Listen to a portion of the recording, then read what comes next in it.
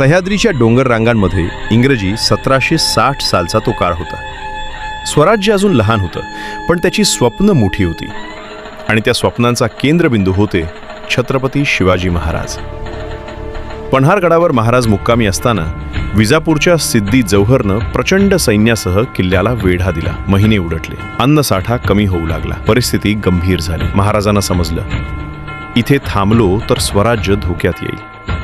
म्हणून एक धाडसी योजना आखली गेली.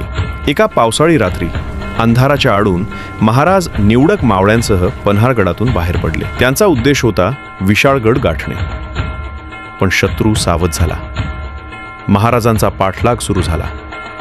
तेव्हा पुढे आले स्वराज्याचे निष्ठावंत सेनानी बाजी प्रभू देशपांडे. बाजी प्रभूंनी महाराजांना नम्रपणे सांगितलं, महाराज तुम्ही पुढे जा, शत्रूला मी इथेच थांबवतो. घोडखिंड नावाची अरुंद दरी निवडली गेली. एका बाजूला उंच डोंगर, दुसऱ्या बाजूला खोल दरी. मोठ्या सैन्याला लढणं कठीण अशी जागा. महाराज पुढे निघाले आणि बाजी प्रभूंनी मोजक्या मावळ्यांसह खिंड रोखून धरली. थोड्याच वेळात शत्रू तिथे पोहोचला आणि सुरू झाली इतिहासातील सर्वात भीषण लढाई. शेकडो सैनिकांवर मोजके मराठे तुटून पडले. तलवारींचा आवाज, रणगर्जना आणि रक्तानं लाल झालेली जमीन. बाजी प्रभू वारंवार जखमी होत होते, पण प्रत्येक वेळी पुन्हा उभे राहत होते. त्यांना फक्त एका गोष्टीची वाट होती, विशाळगडावर सुरक्षित पोहोचल्याचा इशारा. ठरलं होतं, महाराज गडावर पोहोचले की तोफ डागली जाईल.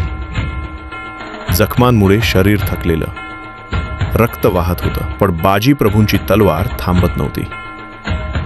आणि मग दूरवरून आकाश दणानून सोडणारा आवाज आला.